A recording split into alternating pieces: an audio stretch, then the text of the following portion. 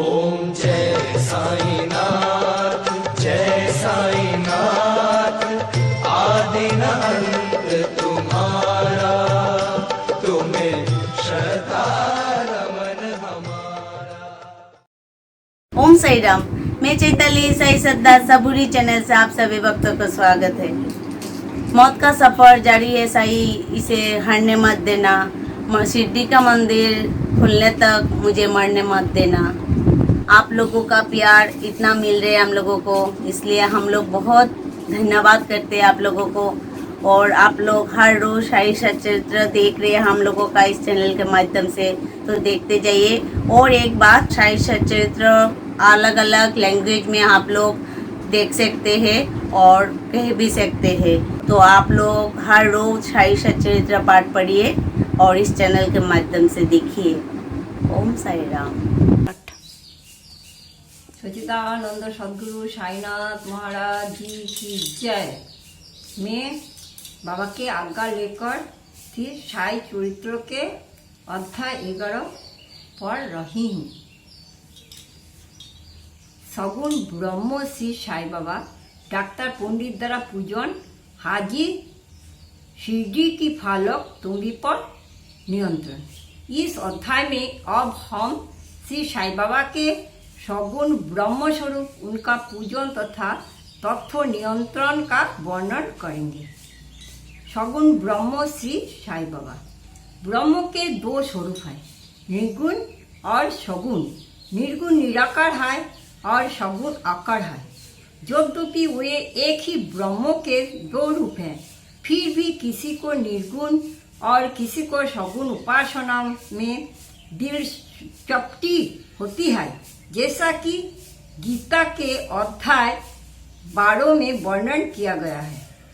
सगुण उपासना सरल और श्रेष्ठ है। मनुष्य स्वयं आकार, शरीर, इंद्रिय आदि में है। इसी में उसे ईश्वर की साकार उपासना स्वभावतः ही सरल है। जब तक कुछ काल सगुण ब्रह्म की उपासना न किए जाए, तब तक प्रेम और भक्ति में वृद्धि हो नहीं होती। सगुण उपासना में जैसे जैसे हमारी प्रगति होती जाती है, हम निर्गुण ब्रह्म की ओर अग्रसर होते जाते हैं। इसलिए सगुण उपासना से ही श्री गणेश करुणा अति उत्तम है। मूर्ति, वेदी, अग्नि, प्रकाश, सूर्य, जल और ब्राह्मण आदि सप्त उपासना की वस्तुएं होते हुए भी सदगुरु ही इन सब में श्रेष्ठ है। श्री साई का स्वरूप आँखों के सम्मुख लाओ, जो वैराग्य की प्रत्यक्ष मूर्ति और अनन्य शरणागत भक्तों के आश्रयदाता है। उनके शब्दों में विश्वास लाना ही आसन और उनके पूजन का संकल्प करना ही समस्त इच्छाओं का त्याग है।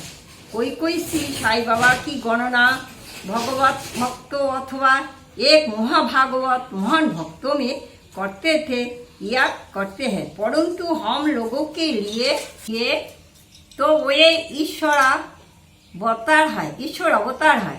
वे अनंत, क्षमाशील, शांत, सरल और संतुष्ट थे, जिसकी कोई उपमा ही नहीं दी जा सकती। यद्यपि वे शरीरधारी थे, पर यथार्थ में निर्गुण, निराकार, अनंत और नित्य भुक्त थे। गंगा नदी, समुद्र की और जाती हुई मार्गों में ग्रीष्म से व्यथित तो उनके प्राणियों की शीतलता पहुंचाकर आनंदित करती, फसलों और वृक्षों की जीवन दान देती और जिस प्रकार प्राणियों की क्षुधा शांत करती थी, उसी प्रकार से साई संतो जीवन व्यथित करने हुए भी दूसरों की शांतोबा और सुख पहुंचाते हैं। भगवान श्री कृष्ण ने कहा है, संतो ही मेरी आत्मा है, वे मेरी जीवित प्रतिमा और मेरी ही विशुद्ध रूप है, मैं स्वयं वही हूँ। ये अवर्णनीय शक्तियों या ईश्वर की शक्ति जो कि संतो, चित्त और आनंद है, शिरडी में साई रूप में अवतीर्ण हुई थी। श्रुति में भक्त ब्रह्म की आनंद कहा गया है। अभी तक यह विषय केवल पुस्तकों में पढ़ते और सुनते थे, परंतु भक्तगण ने शिरडी में इस प्रकार का प्रत्यक्ष आनंद पा लिया है। बाबा सबके आश्रयदाता थे, उन्हें किसी की सहायता की आवश्यकता न थी। उनके बैठने के लिए भक्तगण एक मुलायम आसन और एक बड़ा तकिया लगा देते थे। बाबा भक्तों के भावों का आधार करते और उनकी इच्छा अनुसार पूजा आदि करने देने में किसी प्रकार की आपत्ति न करते थे। कोई इत्र और चंदन लगाते, कोई सुपारी, पान और अन्य वस्तुएं भेंट करते और कोई नैवेद्य ही अर्पित करते थे। यद्यपि ऐसा जान पड़ता था कि उनकी निवास स्थान शिरडी में है, परंतु वे तो सर्वव्यापक थे। इसका भक्तों ने नित्य प्रति अनुभव किया। ऐसे सर्वव्यापक गुरुदेव के चरणों में मेरा बार बार नमस्कार है। डॉक्टर पंडित की भक्ति। एक बार श्री तान्ना नुलकर के मित्र डॉक्टर पंडित बाबा के दर्शनार्थे शिरडी पधारे। बाबा को प्रणाम कर वे मस्जिद में कुछ देर तक बैठे।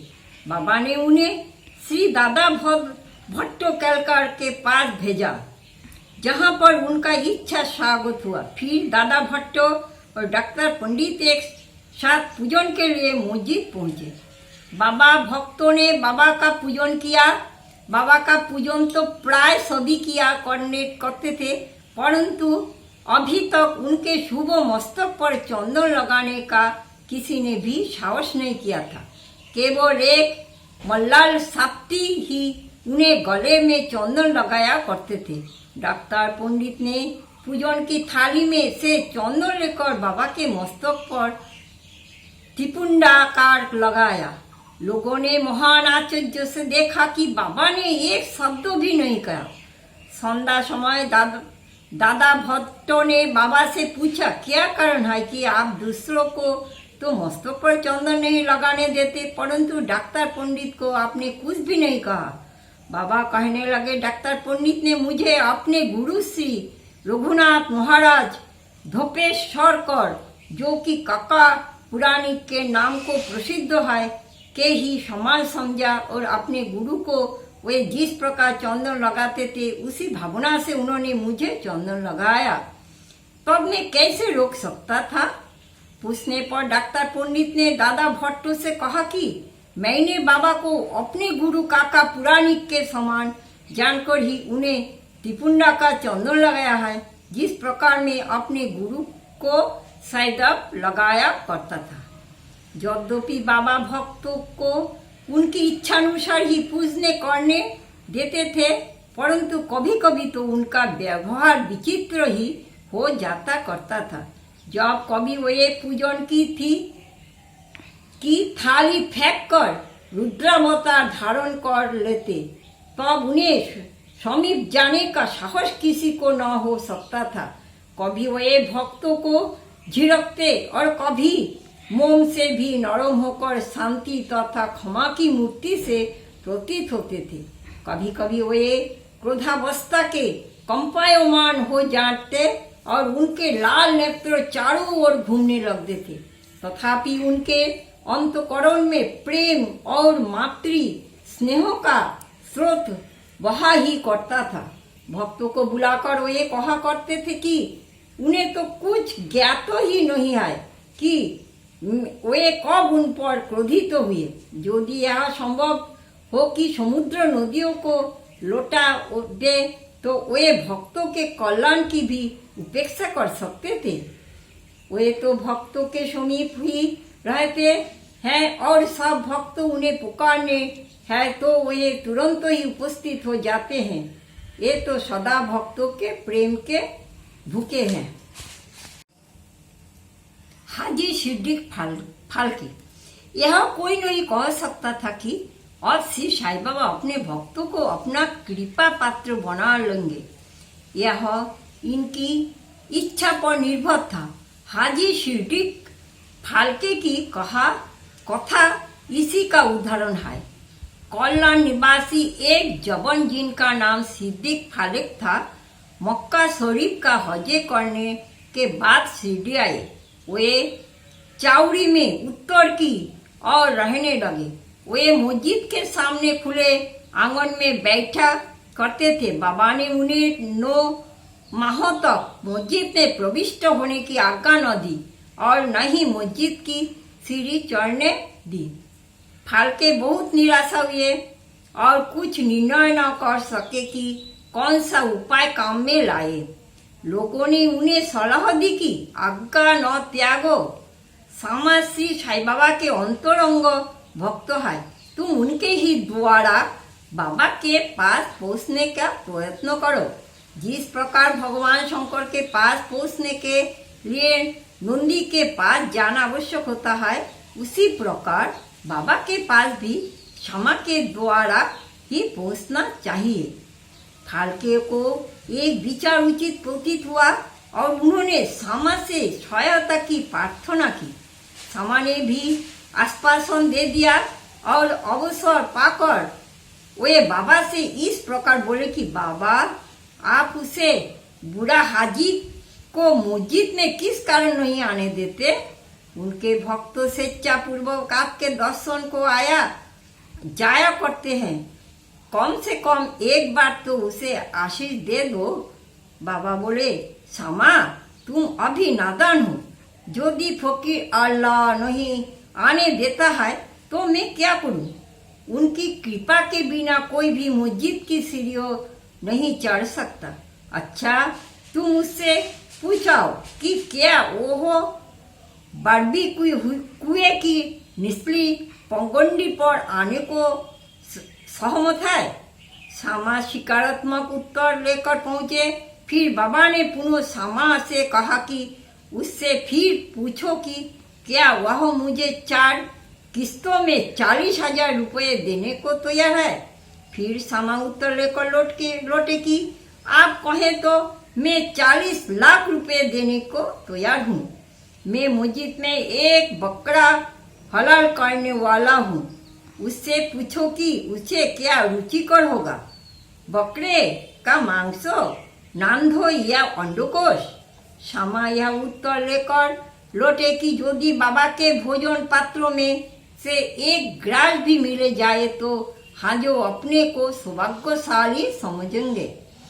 यह उत्तर पाकर बाबा उत्तेजित हो गए और उन्होंने अपने हाथ से मिट्टी का बर्तन, पानी का गागर उठाकर फेंक दी और अपनी कपनी उठाए हुए सीधे हाजों के पास पहुंचे।